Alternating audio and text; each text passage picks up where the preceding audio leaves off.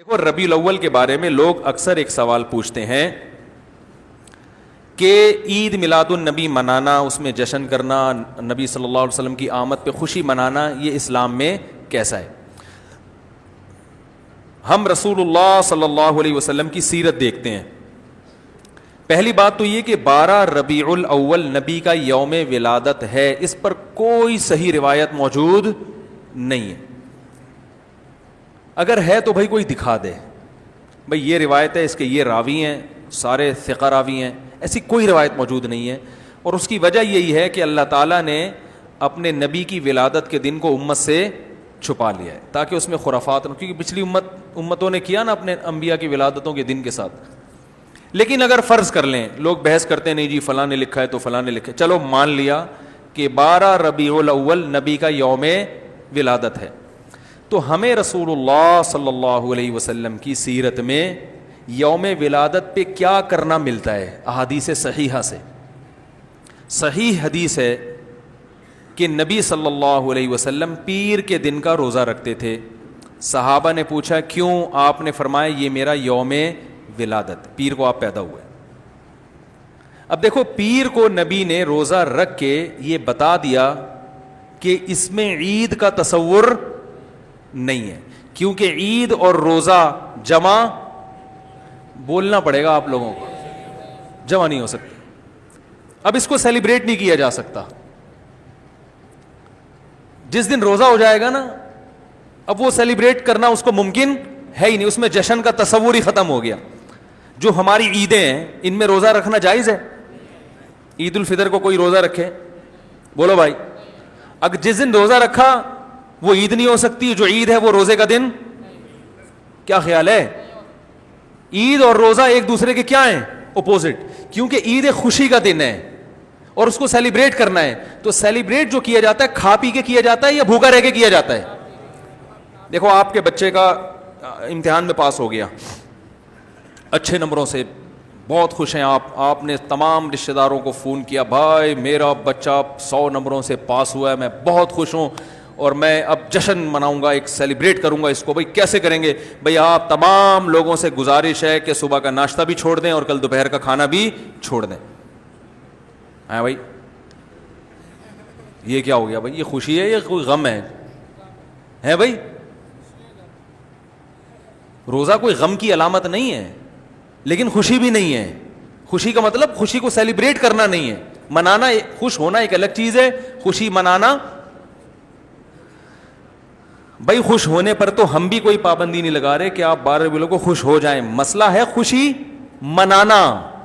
منانے کا صرف عید کو خوش ہونے پر کبھی بھی نہیں منائی جائے گی، صرف عید کے دن یا کوئی خوش یعنی یہ کوئی کھانا کھلا کے.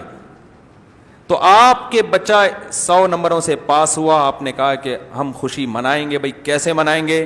آپ بھی کھانا چھوڑ دیں اور ہم بھی کھانا لے. بھائی وہ کہیں گے بھائی پہلے ہم اس طرح تو ہوگا کہ آج ہم زیادہ کھائیں گے، اس طرح تو منائی جاتی ہے. تو یہ بات سمجھ میں آ گئی. دوسری بات، دوسری دلیل، جمعے کا دن بھی چھوٹی عید ہے نا، اس کو بھی عید کہا گیا ہے روایتوں میں.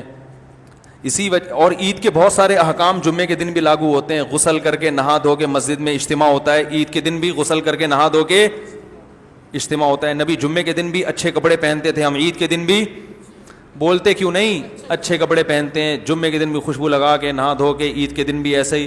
اور حدیث میں جمعے کے دن کو بھی روزے کے ساتھ خاص کرنے سے منع کیا گیا ہے. لا تختصوا لیلۃ الجمعۃ بصلاۃ ولا یوم الجمعۃ بصوم. حدیث میں آتا ہے جمعے کی جو رات ہے اس کو عبادت کے ساتھ خاص مت کرو اور جمعے کے دن کو روزے کے ساتھ خاص مت. جمعے کو روزہ رکھنا کوئی اضافی فضیلت نہیں ہے. ویسے جائز ہے روزہ رکھنا کہ آپ کی چھٹی جمعے کو ہوتی ہے اس لیے رکھ لیا تو ایک الگ بات ہے، لیکن اس کو خاص فضیلت دے کے رکھنا تو یہ مکمل عید تو نہیں ہے. اس میں عید کا لک بہرحال بولو بھائی ہے، خطبہ بھی ہے، جیسے عیدین میں خطبہ بھی ہوتا ہے، 2 رکعتیں ہیں عیدین میں بھی 2 رکعتیں، تو لک ہے اس میں. اب ذرا ٹیکنیکل پوائنٹ کو سمجھیے گا آپ لوگ. یہودی سب سے پرانی قوم ہے، ان کے لیے جو مقدس دن تھا وہ کون سا تھا؟ ہفتہ، اور وہی ان کی چھوٹی عید تھا. سمجھ رہے ہیں نا؟ اسی میں وہ اجتماع کرتے تھے. عیسائی اس کے بعد آئے, ان کے لیے کون سا ہوا؟ اتوار کو, جو ہفتے کے بعد ہے. مسلمان ان کے بھی بعد آئے, تو ہمارے لیے کون سا ہونا چاہیے تھا؟ پیر. اور یہ یوم ولادت بھی تھا, تو اس کو تو زیادہ فضیلت ہونی چاہیے تھی نا بھائی, عقلی لحاظ سے بھی اور جو حکمت ہے اس کے لحاظ سے بھی. عقلی لحاظ سے اس لیے کہ وہ پہلے تھے تو ہفتہ, پھر اس کے بعد اتوار, تو اب ہمارے لیے پیر.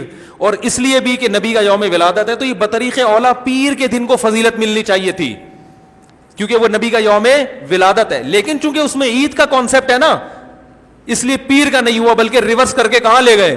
جمعے کی طرف. تو پیر کے دن یا نبی کے یوم ولادت سے عید کا کانسیپٹ اسلام نے کھرچ کھرچ کے نکال دیا ہے کہ اس میں عید کا کانسیپٹ ہو ہی نہیں سکتا, اپوزٹ ہے اس کا, روزہ ہے.